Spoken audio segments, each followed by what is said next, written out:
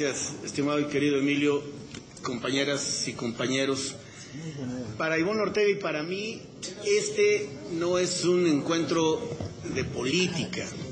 Esta es una reunión de compañeras, compañeros y amigas y amigos que tenemos, entre otros, como denominadores comunes haber afrontado retos de toda naturaleza, haber dado lo mejor de cada uno para salir avantes, y hemos tenido la fortuna de desarrollar un gran espíritu de cuerpo con la fracción priista y de nuestros aliados permanentes del Partido Verde en el Senado de la República.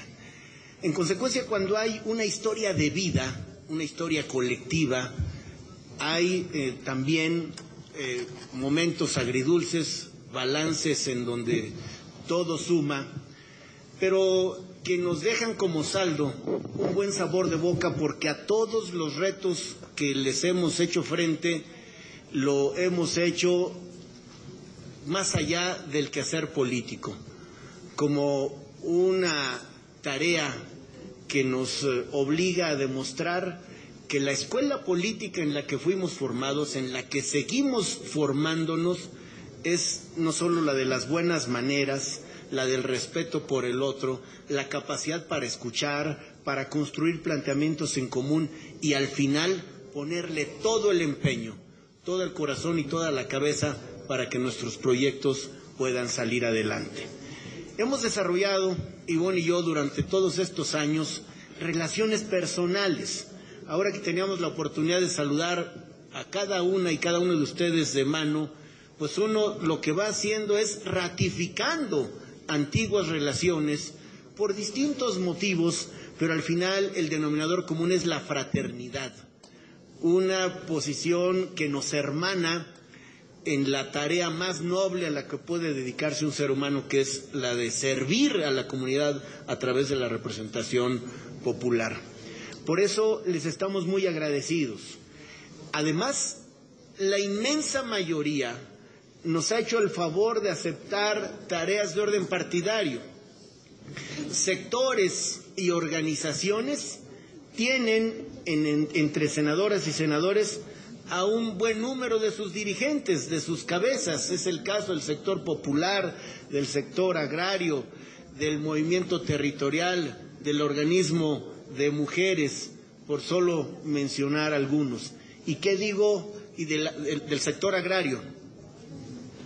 Creo que lo dije, sí, del sector agrario. ¿Y qué decir de la cauda de compañeras y compañeros que nos han hecho el favor de aceptar ser delegados generales del Comité Ejecutivo Nacional, secretarios regionales y de quienes incluso ostentan representaciones políticas en sus comités directivos estatales? Lo cual acredita que, tratándose de tareas partidarias, no son chicas, medianas ni grandes. Son llamados de la organización que nos ha cobijado y nos ha dado oportunidades que ustedes honran de la mejor manera, que es dándole su tiempo, dándole su intelecto y prestándole su vasto prestigio personal construido a lo largo de una consistente carrera que va entre el servicio público, la política y el servicio a la comunidad. Pues bueno, dándoles las gracias porque una vez más nos reciben en el seno del Senado, del que nos sentimos, como dije, parte, con el que nos sentimos muy cerca. Déjenme compartirles algunas reflexiones a las que los tiempos parecen invitarnos. Primero, qué fortuna la suya como legisladores federales, qué fortuna la de esta generación de mexicanos, porque hemos sido protagonistas del capítulo más retador del sexenio. En el inicio de las gestiones, sobre todo la de carácter federal, la del presidente de la República, las expectativas son muchas, los planes abundan, las posibilidades de hacer planes de vuelo están a nuestro alcance, y aquí, este bloque de políticos estuvo a la altura de las circunstancias, empezando por el impulsor, por el motor del proyecto transformador más importante de México desde el constituyente de 16-17. En 20 meses ustedes hicieron lo que durante más de 20 años había pedido la sociedad mexicana y por razones diversas no se había podido concretar. Por eso, nunca serán suficientes las ocasiones que aproveche el CEN para felicitarlas y felicitarlos, para reconocerles, para expresarles el profundo orgullo partidario porque legisladoras y legisladores estuvieron a la altura de las circunstancias. En consecuencia, México, no ahora quizás, porque falta dejar que se decanten las reformas transformadoras, en el registro, en la cuenta larga de la historia de México, se va a reconocer en este capítulo a uno de los momentos más brillantes de la política nacional. Y ustedes no son convidados a la mesa. Ustedes son los hacedores de la transformación contemporánea de México y su partido, nuestro partido, se los reconoce. Un abrazo fraterno y una felicitación muy sentida.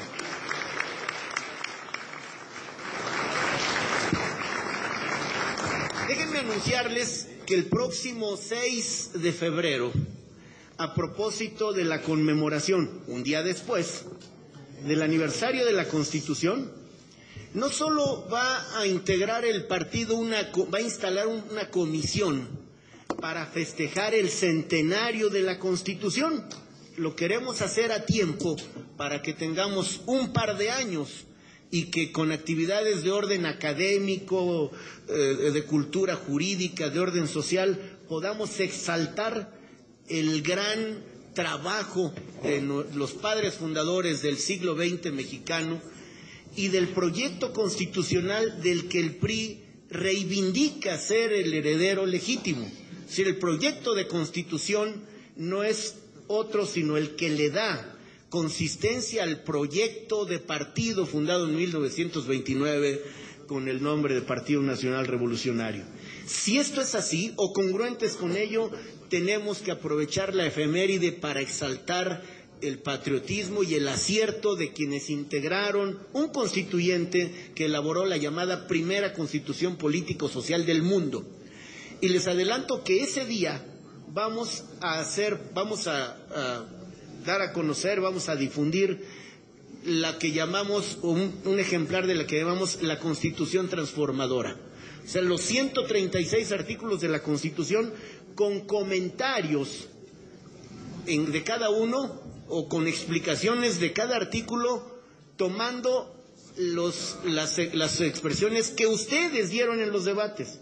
Es decir, el comentario esta vez no se le pidió a los grandes juristas de México, que los hay y muchos, sino se tomaron las expresiones de ustedes y los diputados en tribuna para dar una explicación amplia y suficiente, yo diría incluso didáctica, para que quienes tengan en su mano un ejemplar de la Constitución Transformadora puedan entender los porqués, las motivaciones y cuál fue al final la razón que subyacía en el momento en que se tomaron las decisiones. Es un documento para la posteridad, para ahora y para después, para que el PRI justifique legítimamente su carácter protagónico en las reformas transformadoras impulsadas por el presidente Enrique Peña Nieto.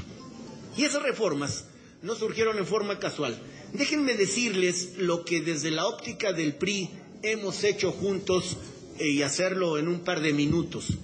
Una vez que ustedes iniciaron su gestión, se dieron a la tarea de aprobar la primera de las reformas, la de carácter laboral. Y enseguida vino una asamblea transformadora, la número 21, que convocó a más de 136,000 militantes en todo el país y que tuvo como desembocadura una puesta al día de la declaración de principios y subrayadamente del programa de acción para ponerlo en sintonía con los nuevos tiempos, para convertir la plataforma electoral triunfadora en julio de 2012 en un documento que se convirtió en plataforma de despegue, documento justificatorio para las decisiones que ustedes tomaron después en las reformas más sentidas, la de telecomunicaciones, la reforma financiera y obviamente la que he calificado como la reforma con mayúscula, la que incluso transforma dogmas en expresiones de política pública, de definiciones colectivas, que es la reforma energética. Pero yo me atrevería a decir que en su conjunto la mayor aportación de este bloque de legisladoras y legisladores, los legisladores del Verde y del PRI en alianza sólida, la mayor de las reformas es la reforma cultural, la transformación de una manera de ver el país, de concebir la política contemporánea y de saber que en un Estado democrático el único vehículo legítimo para cambiar la realidad son las instituciones y la ley. Y cuando honradamente advertimos que una ley ha entrado en obsolescencia, hay que cambiar la ley en el marco de la propia ley. Eso es lo que un partido y sus legisladores, lo que un partido responsable, moderno, un partido del siglo XXI está esmerado por hacer. Así es de que, hecho ese recuento y todas las cosas de carácter electoral, los triunfos que logramos en el propio año de 2013, en 2014, no son sino el precedente, el preludio de 2015. Y en este año ustedes estarán, en sentido figurado, llegando al Ecuador, a la mitad del mandato y a la consumación de la primera de las dos legislaturas de las que formarán parte. Y en esa tarea, déjenme pedírselos con humildad fraterna, permítanos que el partido siga estando muy cerca de sus senadoras y sus senadores, porque al final somos dos caras del mismo poliedro, somos dos expresiones de un mismo modo de ser colectivo, de principios, de valores, sí, pero también de operación política, de tarea en campo, de la búsqueda de eficacia electoral. Y déjenme irme al tema concreto que nos ocupa en este momento. Un partido político quiere transformar la realidad, pero este es el fin mediato. El fin inmediato, el vehículo para tener la oportunidad de transformar esa realidad es ganar elecciones. Es el instrumento y estamos ya, habiendo iniciado el proceso electoral, estamos en los prolegómenos de una contienda electoral que se antoja compleja, demandante y por lo tanto nos obliga, en ejercicio de elemental congruencia, a estar bien equipados, no solo para competir, sino para ganar. Porque ser competitivos no solo entraña una actitud, ser competitivos entraña aptitud. Sí, estoy en actitud de participar, pero estoy en aptitud de ganar. Y no es esta una expresión de buena intención, no revela solo un buen deseo, querer ganar. Estamos en condiciones de ganar porque podemos documentar lo que hemos hecho y lo que estamos haciendo para que ocurra. Y lo que ha hecho el Poder Legislativo está a la vista de todos y ha generado admiración de propios y extraños por su hondura, por su calado. Déjenme platicarles, y a muchos de ustedes no solo les consta porque lo ven de cerca, sino porque ustedes son quienes lo han hecho. El partido está haciendo también su parte. En esta tarea, el PRI ha desplegado banderas para hacer tareas de vinculación social en forma amable, como un torneo de fútbol 7 que ha tenido incluso el reconocimiento del récord Guinness por haber juntado más de 150,000 jóvenes a lo largo y ancho del país. Ha desplegado quehaceres de carácter cultural como una vinculación, como una forma de asomarse a la política por esa vía, la vía de la cultura. Ha recuperado su programa editorial que tanto prestigio le ha dado a lo largo de los años. Ha dado énfasis subrayado al impulso, al respeto, a la incorporación de los adultos mayores. Y subrayo, se ha puesto al día mediante la integración del movimiento PRI.mx, sabiendo que el mundo virtual, el mundo digital, las redes sociales son la nueva ágora donde se discute la vida pública, donde se discuten los asuntos que nos atañen a todos. Y si bien este mundo es virtual, sus consecuencias son en el mundo real, en ese mundo que queremos transformar, que no es otra cosa sino las condiciones de vida de las personas. Una de las prioridades fundamentales es el impulso a la política, no solo para las mujeres, sino con las mujeres. A cargo de Diva Gastelum aquí presente, el organismo de mujeres ha dado un giro de 180 grados a partir del impulso por convicción y compromiso que el presidente Peña evidenció con el envío de una iniciativa que mereció el respaldo de ustedes. Y en el PRI hoy no es un discurso ni un exceso retórico hablar de las oportunidades que tienen las mujeres. Déjenme decirles que ahora mismo estamos en proceso de elaboración de las últimas versiones de las listas de candidatas y candidatos a diputadas y diputados. No nos está costando ningún trabajo encontrar mujeres valiosas. Ahora mismo, con una lista que no acaba de terminarse, estamos en una posición de paridad, es decir, llevamos tantas mujeres como varones, y es una buena oportunidad para decir que me da mucho gusto que haya muchas senadoras, pero queremos más mujeres aún en los puestos de elección popular que se van a jugar el 7 de junio próximo. No es ninguna concesión graciosa, es apenas el reconocimiento a un derecho que está reconociéndose tarde. Lo vamos a hacer ahora con toda convicción y estoy seguro con mucha eficacia, con mujeres ganadoras, no solo de candidaturas, ganadoras electorales.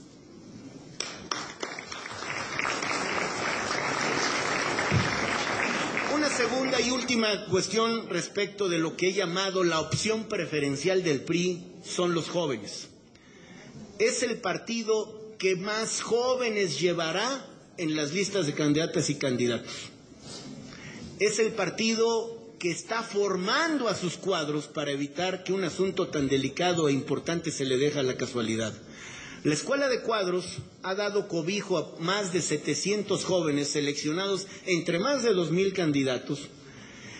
Muchas y muchos de ustedes están integrados a la Escuela de Cuadros, han apoyado a sus estados.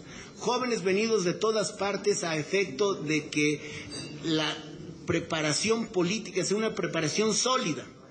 Jóvenes que han tenido la oportunidad de interactuar con miembros del gabinete, con senadoras, senadores, diputadas y diputados, para escuchar de viva voz lo que están opinando quienes hoy mismo dirigen a esta expresión del priismo nacional.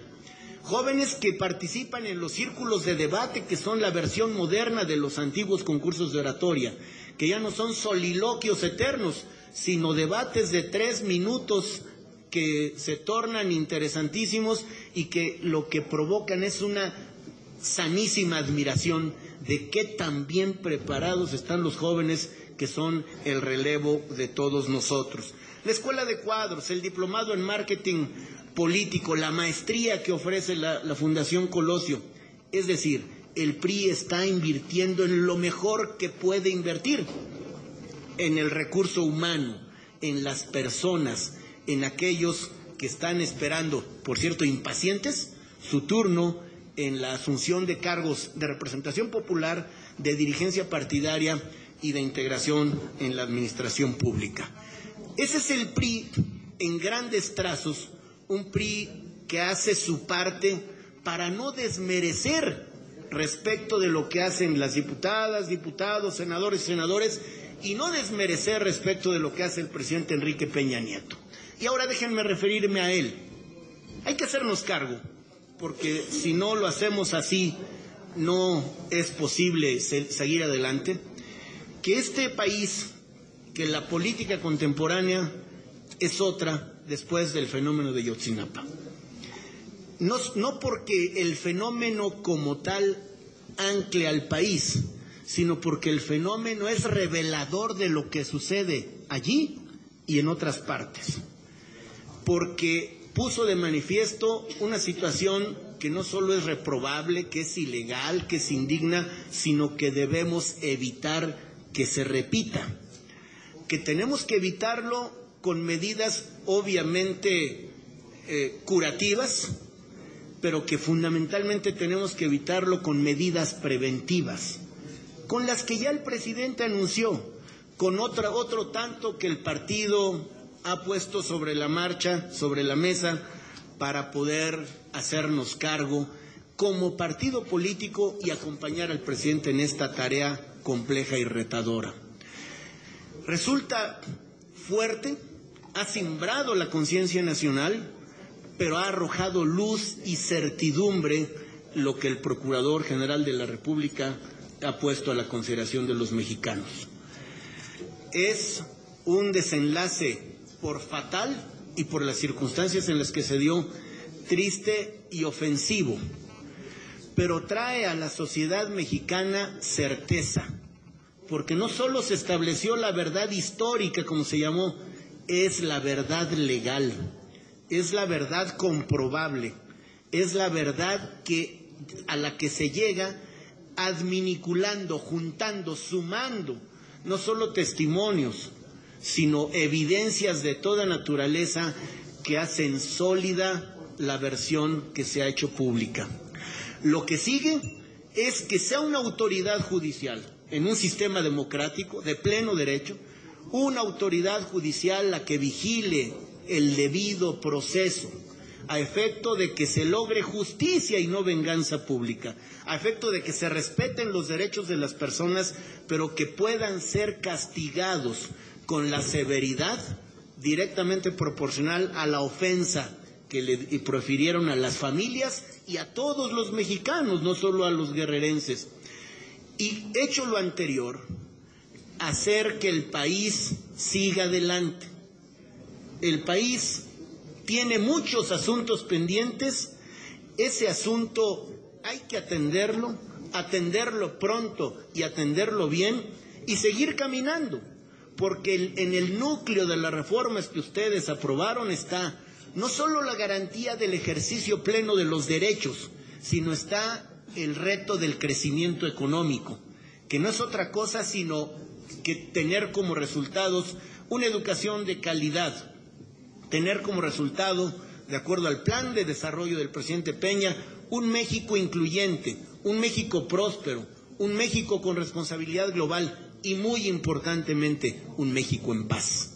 Y no puede haber paz duradera si no hay justicia y seguridad.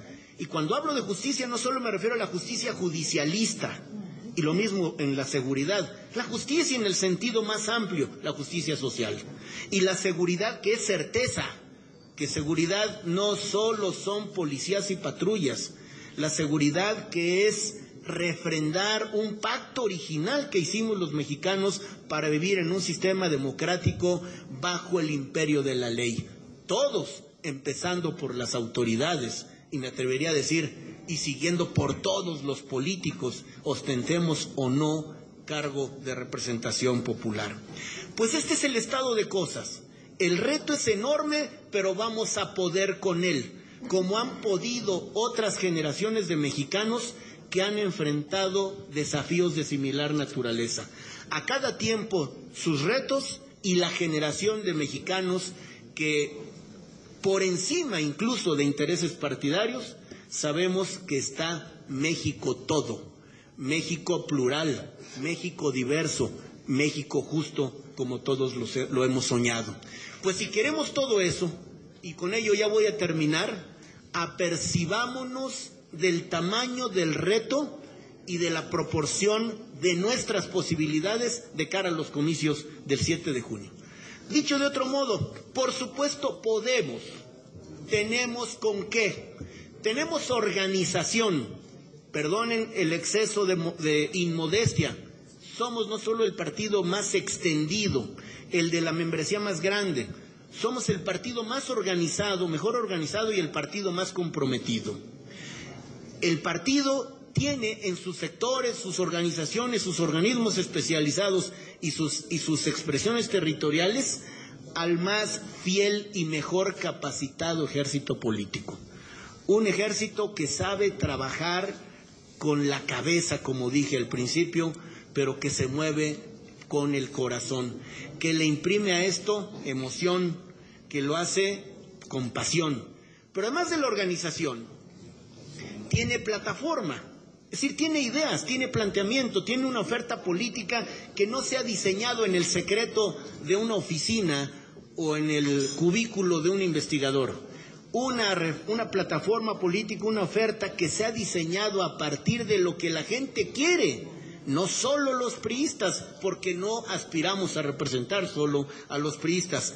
Y tercer y último, cuando menos, elemento, candidatas y candidatos que puedan con este paquete. Y poder con ello no solo pasa con ser suficientemente aptos para la administración y la política, se necesita también autoridad ética, se necesita prestigio, y el prestigio no se vende en ninguna botica, el prestigio se construye, se gana, y eso es justamente lo que el CEN aprecia, y lo digo con toda honradez, esto no es un exceso retórico. Ha sido muy difícil para el CEN optar por alguien para ser candidata o candidato de unidad cuando hay tantas y tantos tan buenos. Cuando a otros partidos les viene la dificultad porque tienen que escoger al menos malo, nosotros tenemos la posibilidad de escoger entre gente valiosa, competente, acreditada. Por lo tanto, el partido hasta ahora, y esto no es casualidad, ha optado de 6 estados resueltos por 4 integrantes de esta Cámara.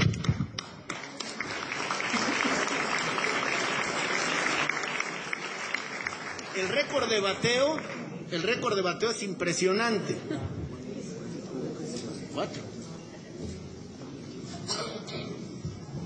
4, como bien lo saben ustedes tanto como yo. En consecuencia, esto, insisto, no es casualidad. Aquí se ha cultivado no solo el priismo, sino el servicio a México. Aquí se ha cultivado la camaradería, la fraternidad, la amistad solidaria, y tampoco es casual. Es muy común que en las cámaras nos digamos que somos pares, nos demos y pidamos tratos de pares, y es correcto, porque todos somos iguales, no solo ante la ley, ante el partido, todos con iguales méritos para estar aquí. Pero echando mano de una expresión latina, hay un primus inter pares, o sea, todos somos pares, pero hay un primero entre sus iguales, y me da mucho orgullo que sea Emilio Gamboa Patrón.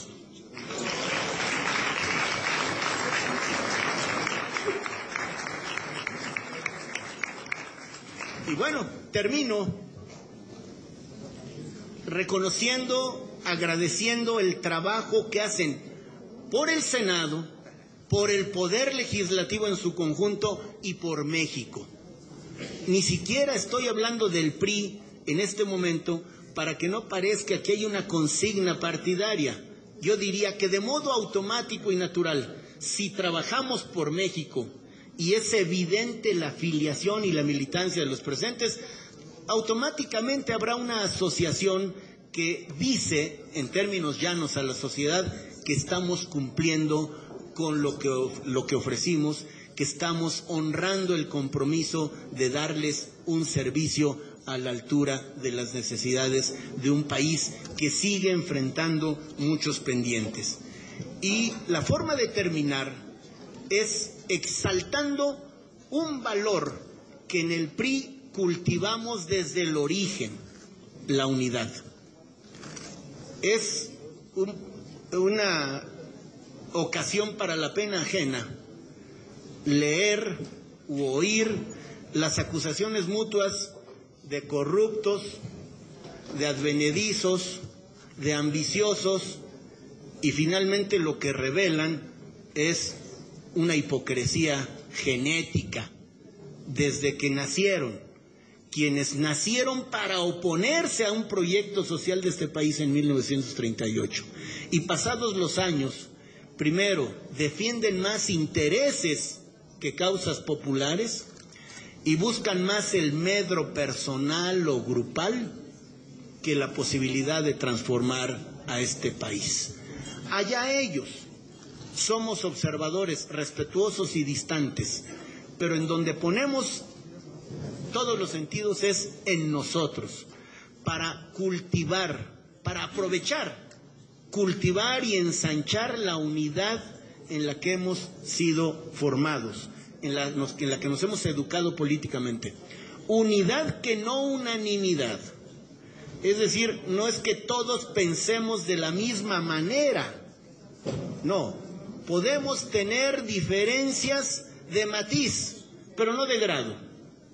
Y no las tenemos porque hay un elemento vinculante, sólido, consistente, aglutinador, que es, por un lado, un proyecto de país por el que ustedes contendieron enarbolándolo en 2012, y un personaje de la política, que es alguien que por su manera de ser, por sus buenos modos, por su actitud para escuchar, por su capacidad para construir acuerdos, por su visión de Estado, por su sentido de responsabilidad no cortoplacista, no con quién quedo bien ahora, sino a quién le sirvo en el sexenio completo, por sentar bases muy sólidas que permitan que este país logre descollar como merecen los mexicanos,